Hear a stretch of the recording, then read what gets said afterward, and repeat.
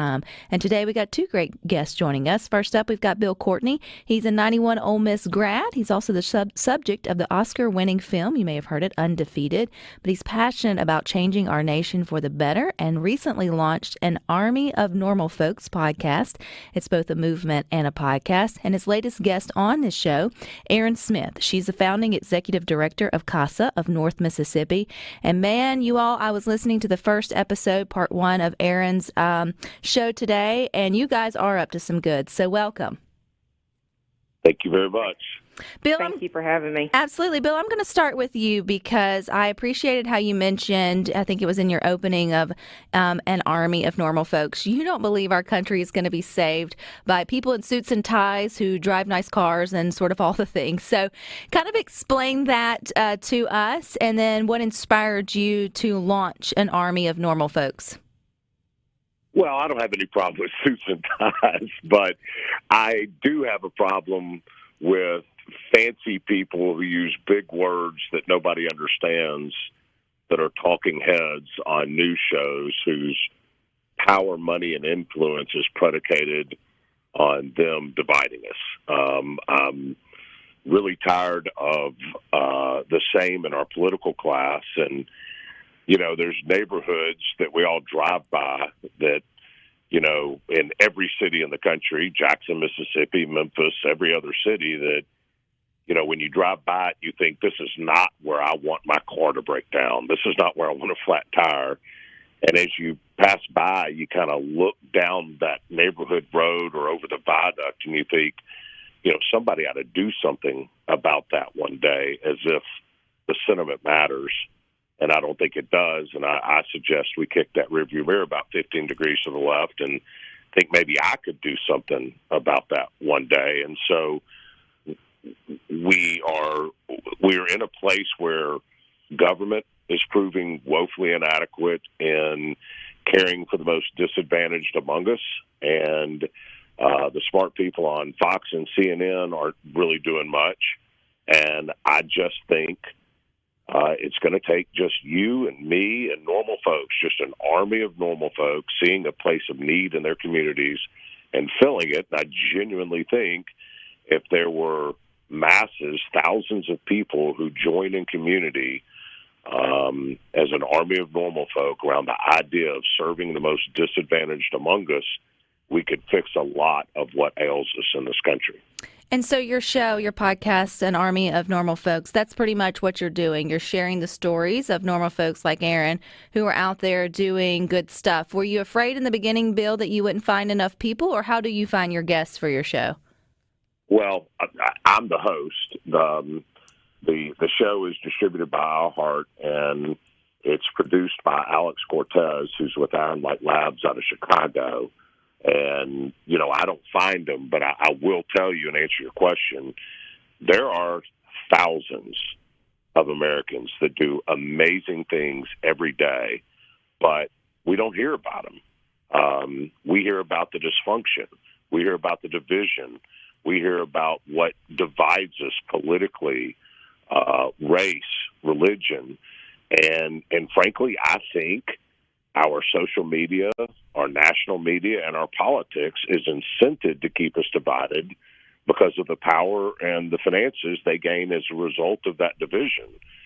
And so we don't hear these stories of people like Erin and the other guests we've had. And so they find them, and we interview them.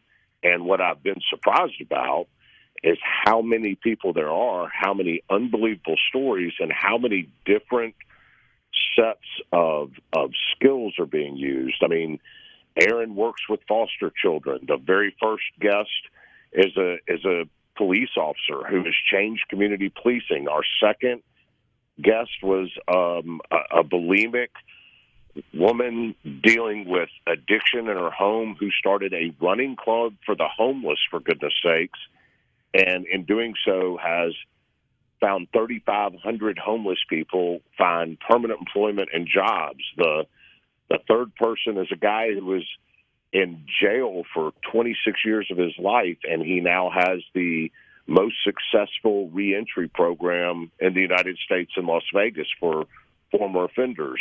and every other guest is all kinds of different stuff. And the idea is that the show should be interesting, informative, entertaining. You should laugh. You should cry. It should be redemptive. But most importantly, hopefully it's inspirational, because all of the guests share their personal contact information. I share my personal contact information. The producers share their personal contact information, so that when you do hear that story that resonates with you, you're not overcome with this, I'd really like to do something, but I don't even know how. Because by joining an Army of Normal Folks, you're joining in a community of people who have done these things and will get on the phone, email with you, and give you a blueprint how to start your own work and your own community, doing whatever it is you feel called to do. And so it is more than a podcast. It is a show. It's supposed to be entertaining and fun, but our goal is also for it to be inspirational and informative, to build a community of an army of normal folks just enabling and helping one another to do good things in their communities. Well, I feel like, Bill, great minds think alike, because that's what we do here on Good Things. Pretty passionate, too, about sharing all the stories of the good people, places, and things around our state that are positive in nature and inspiring. So that's when I saw when Erin Smith was going to be your guest, who's founding executive director of CASA of North Mississippi, as well as an Ole Miss grad and a Mississippi homegirl. I thought, man, these are the good things that our state needs to know about. So Erin, I loved your story. I got the chance of listening to it. And it's pretty lengthy, but give us a little bit of the backstory of how you got introduced to CASA and what CASA is. Absolutely. So, like you said, I was a graduate at Ole Miss, and through that I joined an organization called Kappa Alpha Theta. That was my sorority in college, and their national philanthropy is CASA, and it stands for Court Appointed Special Advocates. Didn't really know a whole lot about it, throughout my undergrad years, but I knew that it was something that I wanted to be involved in. I knew it involved helping our most vulnerable population, the abused and neglected children.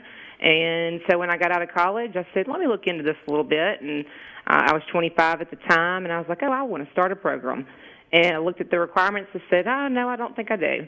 And so the next thing I did was I looked for the closest program and became a volunteer advocate in the Memphis area. And I did that for 4 years. And what I saw, while Oxford and Memphis are two totally different communities, what I did see was there's a need for a program like CASA in every county in the United States. And so I came back to my community and looked at that same sheet of paper with the requirements, and I said, this is something that these children out here need. They need an organization that can give them a voice in the youth court and then can advocate for their best interests. And so from there, I spoke to some key individuals that could help me get in front of a judge to get that support from the youth court judge. And from there, we have grown across North Mississippi and are serving foster children all over the north part of the state. And, our goal is to serve every kid that's in foster care across North Mississippi.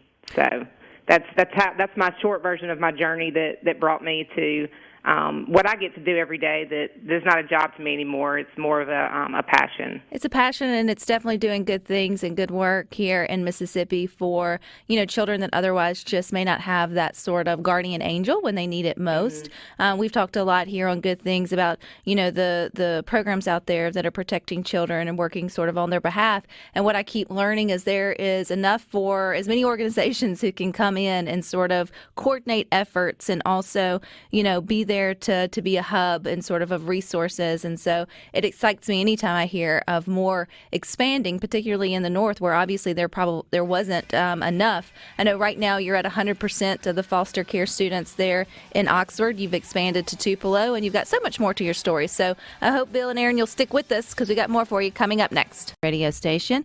We're continuing our conversation with Erin Smith. She's the founding executive director of CASA of North Mississippi. You guys help and reached out to foster kids and underserved kids as they're moving through the court system, Erin. So how do you get connected with them if you are volunteers? What other organizations is CASA connected to help do the work that it does? Yeah, so we're appointed by the youth court. That's how we get connected to their cases. And So we obviously partner with a lot of different organizations that provide resources in the communities with the counties that we serve. But that's how we initially get started on these cases. And then, we do provide some aftercare support for majority of our older teens that could potentially age out or their case closes, and so just continue to provide that support and helping them with just basic life skills. You'd be quite surprised at the number of kids that come through the foster care system that don't know how to mail a letter, don't know how to send a package, and that's something that we like to provide for those kids once they're out of foster care, and just the just regular mentorship and that support for them. I know it took 42, you mentioned volunteers in your episode of An Army of Normal Folks to, I guess, get to full capacity there in Oxford to cover all the foster children that you needed or that they had. When you're thinking about, I guess, a larger town, I'm assuming Tupelo is going to be a larger area. About how many volunteers would you need, Erin, to make sure that you got to that 100% too with foster children?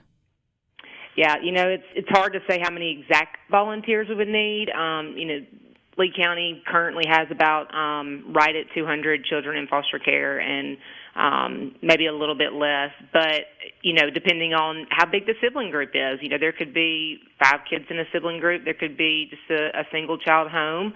But, right now we have about 16 volunteers over there, and we really could use about 50 more. It's a very there are a lot of children in foster care that really could use the advocacy of a CASA volunteer to give them that voice to speak up for their best interests, and just to have the program itself behind them, knowing that they have somebody to depend on, knowing that they have somebody that's consistent in their life when they're moving from home to home or they're moving from school to school. And, a lot of times they can move to a different county, just depending on, the availability of foster homes. Erin, if you've got someone listening and they may think, I might be interested in being a volunteer, but I'm really not sure what all it requires or, things that they would need to have already done or a background or the time that it would take in terms of putting into it, because it is a volunteer position. How do you describe it to folks that may be on the fence or interested in it? Yeah, I'd say that all you need is a passion for helping people, and particularly a passion for helping children that have gone through things that not most children have gone through. And I hate to say children because it is children and youth, and so we deal with all ages. And, at the end of the day, if you have those two things, then you're a perfect fit for a volunteer. The minimum age is 21. And we do a pre-service training that's 30 hours. It's 15 hours online, 15 hours in person over a 5-week period. And we're always looking and wanting individuals that really want to give back, but not give back for just a day. It is a commitment, and I'm perfectly honest that it is not a sunshine and rainbows job. But I will tell you that the moments that it is, it outweighs all the hard times, the frustrating times in this volunteer role. And you, at the end of the day, are that person that will forever leave a footprint in these children's lives. And it doesn't matter if they're 2 years old, 3 years old, I can guarantee you they're going to remember their CASA volunteer that advocated for them. You definitely didn't take the easy route out whenever you graduated from Ole Miss, Erin. I know, but, I was listening to Bill earlier, and, there are a lot of normal folks out there doing great work. And if I could encourage one person today, it's, if you have a passion for something and maybe you're scared to take that leap of faith, do it. Because if you don't follow your passion, it will forever live in your life as a regret that you didn't do what you thought that you could have done. And that's what I did. I was scared when I started this organization, and it's taken off. But, the people, the families, the children that we have impacted, it has made such an incredible difference. What, if people want more information specifically there in North Mississippi? I know CASA is a national organization, so there may be chapters all over. I know your sorority was connected with it. But if they specifically want yours in the area that you mentioned, Erin, how do they get in touch with you? So they can check out, if they're interested in volunteering, we have future volunteer dates all the way through 2024. They can go to our website. It's casaofnorthmississippi.com, and that's all spelled out. If they want to reach me directly, they can email me at esmith at Casa of North Mississippi.com. Once again, all spelled out. I don't know why I chose the longest domain ever, but I did. And, of course, they can always reach me by phone. My office phone is 662-638-8900, and then my cell phone is 662-832-4747.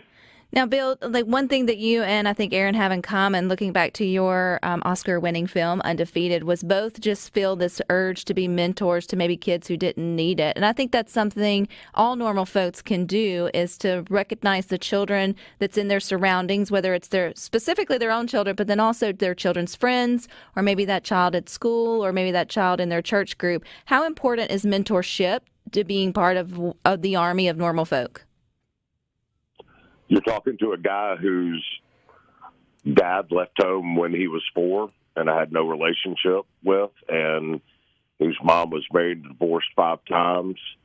My 4th daddy shot at us inside the house. I had to dive out a window to save myself. And the only really good men in my life were my coaches, which were my mentors.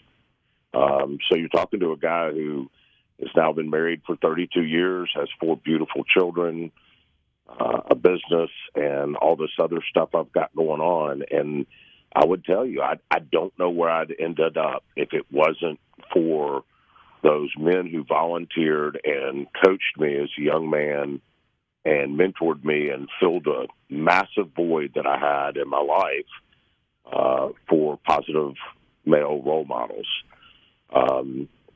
And when I interviewed Erin, we were joined by somebody that she mentors named Thomas. And as interesting of a story as I just told you about myself, I still had a mom that loved me. Thomas had a mom that was a drug addict and tied him up with electrical cords. And when he was 4, he was institutionalized into the foster care system because she was arrested. And once he was adopted, his foster adoptive brother sexually molested him. And he kept his mouth shut because even that was better than going back into the institutionalized care. And when he finally did speak up, he was kicked out of that house, reinstitutionalized, and then at 18 years old was dropped off by 2 orderlies he didn't even know with $150 on campus at Ole Miss and said, good luck.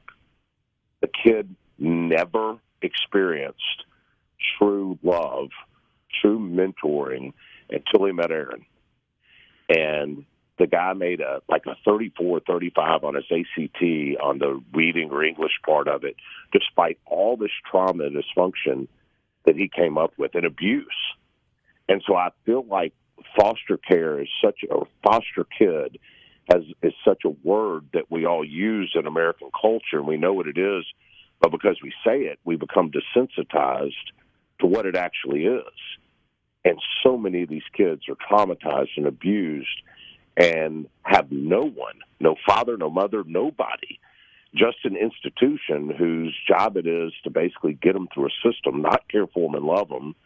And then along comes a person like Erin. And now Thomas is a student at Ole Miss with 2 jobs, making his grades, going through his life, and he wants to study psychology and criminal justice so that he can stand for the children like him how he grew up, to try to keep people from doing to other children what happened to him. It is a phenomenal story, but it's because he finally found one person to love him and care for him, and that's Erin. And that's what these CASA people do. And so, it's truly inspiring. It is, but You ask how important is mentorship? I mean, literally life-saving in some cases. Absolutely. Well, you are right, Bill. It's going to take an army of normal folks. That's you, me, and everybody listening to good things just to do the right thing. I appreciate both of your time. You can find an army of normal folks wherever you listen to podcasts. Erin, we're welcome back at any time. Keep doing good there in North Mississippi. I appreciate it. Thanks. All right, you Thanks guys stick with us. We got more for you coming.